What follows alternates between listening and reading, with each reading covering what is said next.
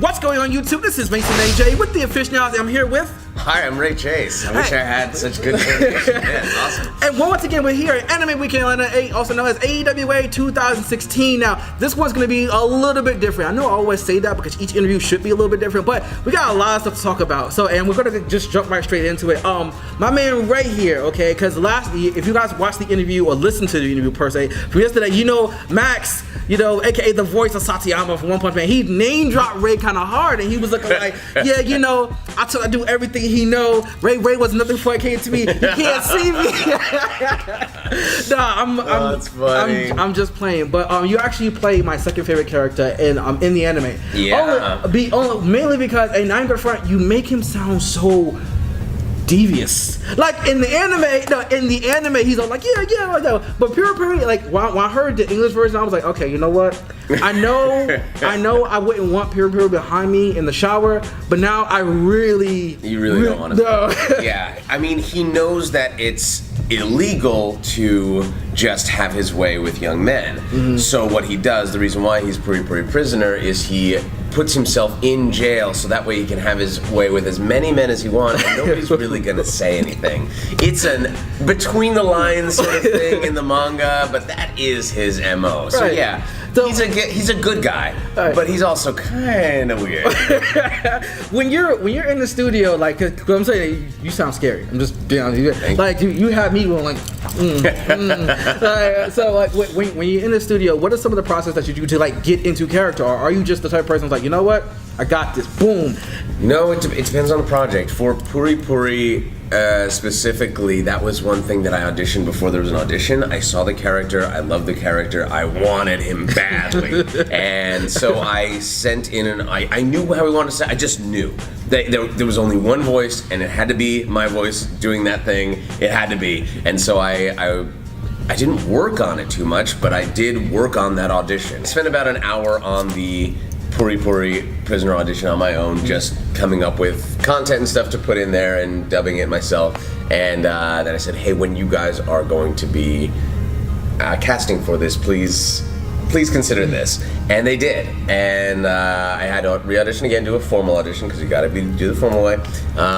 Go through the process. They got through the process. And so then then I got the part. And then when I came into the studio, I already had an exact idea of what I wanted him to sound like, and I knew what he was.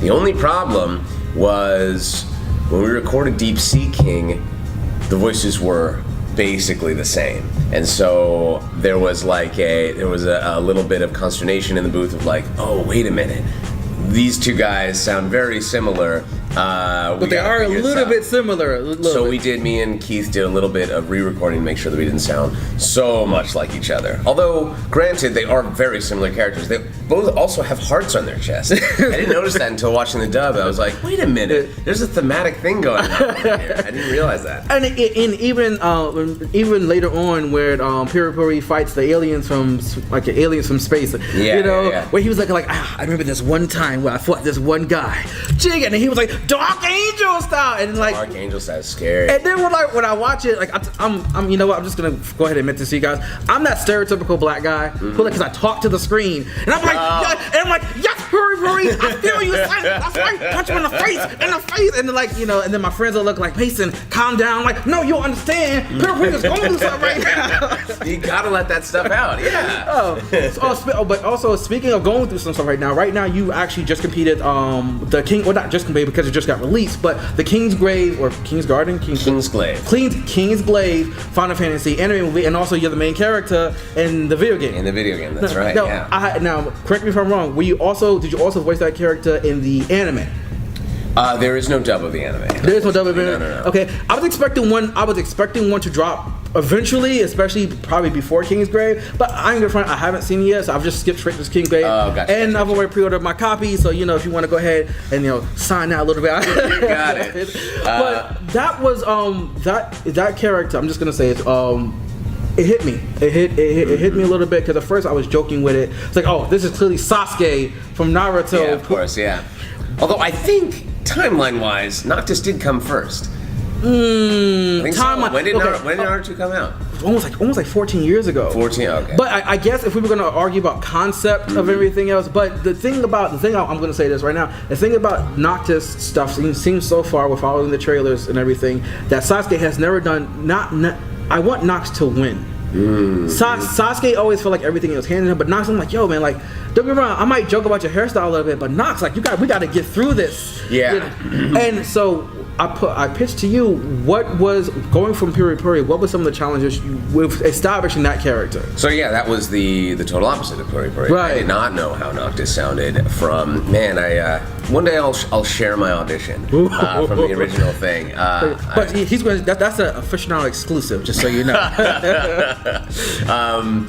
I worked on that audition really hard. It was they were looking for what they were looking for at the time, and I did my audition. The callback, they wanted me to sound a little younger. Okay, I had these two voices in my head, and then we worked on the demo itself, and it was a totally different voice. I don't know if you played the demo. No, I have not played the demo yet. He's different. He's a lot deeper, older, and more badass was the flavor we were going for.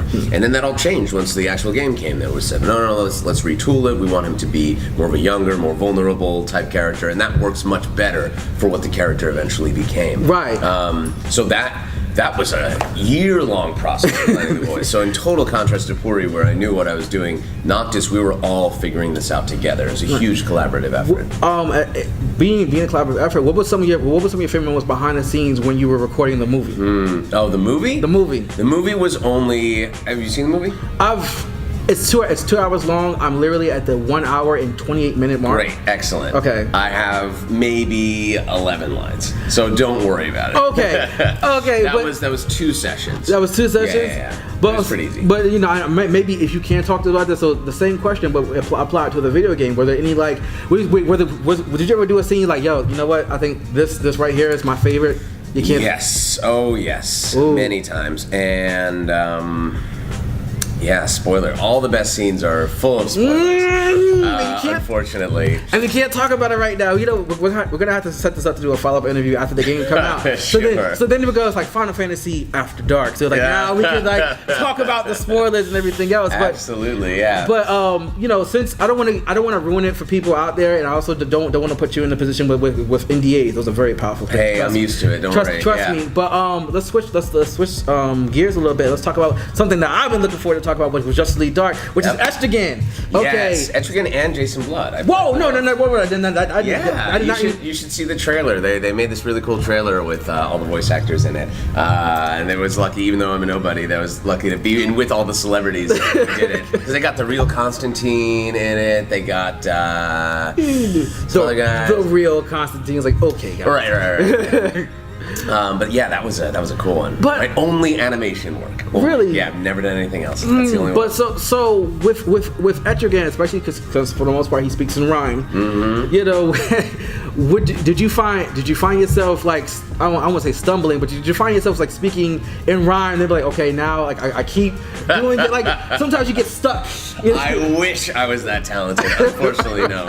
I do remember talking with one of the writers on the project the first day I came in, and they were like, yeah, it's always annoying when Entrigan is in anything, because then you really have to put your writing skills to the test. Because you have to advance the plot and also make the rhyme work at the same time. And it's not easy, and it's just like, an extra headache. What the heck? But don't get me wrong. Having seen the trailer, and we did once again, same with Final Fantasy. I already pre-ordered my copy. I was looking forward to it. And Entrigan is actually. When does it come out?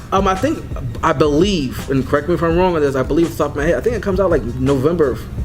Cool. November 29th, the same day that Final Fantasy 15 comes out. That'd be really cool. That would be really cool.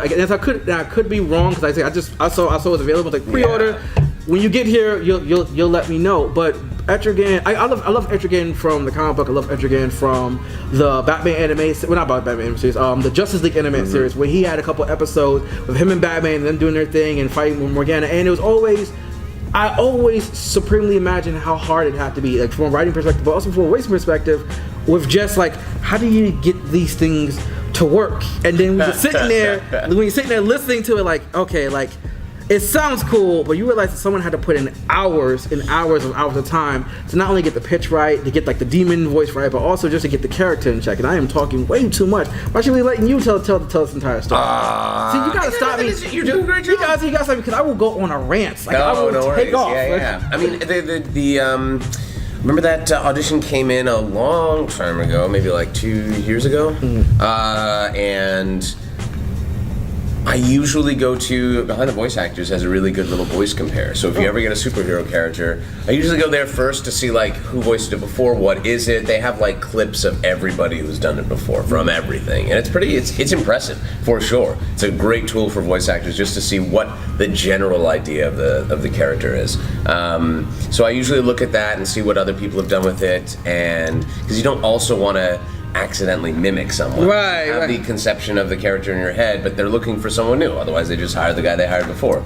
So that came into my mind. I often call that the Batman effect, because Batman or Joker, because you don't want to sound like Mark Hamill, but you also want to put your own spin on it. But there is a certain nuance which comes to those characters, which you have to nail, and it's very difficult. But you know what? To close things out, and I'm very glad you took the time to come and speak with us. My pleasure. Once again, here anyway. But if you could offer any advice to any aspiring voice actors or people who want to get into the field, what advice would you give them? I would say one of the things that I wasn't aware of when I first started was how long everything takes, and not to worry if things aren't going your way at the front. It took me about 8 years to get to where I am today. Yeah, and that was all through it. It's constant self-doubt. Am I going to do it? Am I going to book something? Am I going to lose my voice? Everything takes forever because just the way that everything works in the industry. Games take years to come out. Animation takes years to come out. You can also do tons of commercial work and promo work that nobody even knows about. Right. And so it's about you getting the word out about yourself, honing your craft, and that takes a long time. So people who are looking to get into the industry and thinking that it's going to take a year or so, it's not. You're doing it. It's full time for a long time. It's a grind. It's a grind. But as often, Kaiji Neko from Team 4-Star, he said it yesterday where he was looking like it's not about achieving what you want. It's about achieving what you need to be. Mm-hmm. And he was like, you need to find what you do. Need to be, well, you need to find what you do, that no one else can do, and you need to focus on it harder. And you're gonna fail. You have to suck to start. And I'm looking like phrasing on that one, guys. I'm phrasing a little bit. but no. And I told him when the Aficionados first started out, you know how we started? We started on a little phone, and then when we first came out, it was a phone attached to a paint stick. There you go. And that's how I was walking. We were walking around. But that's neither here nor there. Once again, comment down below. Let us know what you guys think of any of the newest projects. Whether you're looking forward to Final Fantasy, whether you've watched One Punch Man, which you should have by now, or whether or not you're going to be tuning in with me to watch the upcoming Justice League animation movie. I thank you, Ray, for taking the time to speak with us. I'm glad that AWA is showing you the love, and the fans, because that's the important part, are also showing you the love that you deserve. You are putting a numerous, and for 8 years, for 8 years, I can honestly say that you are one of the people who I'm watching. Like I'm watching to see, like, okay, if Ray's in it, I think it's gonna be good. I've had really good fortune. That's not something that we have any power over. Projects we work in, but I've had really good fortune to work in incredible projects. I'm so proud of the stuff I'm in. Yeah, and I'm very proud of you for the stuff that you're in. Once again, this is Mason AJ with the Aficionados. I'm here with Ray Chxldz. Follow me on Twitter @RayChase. Thanks, guys.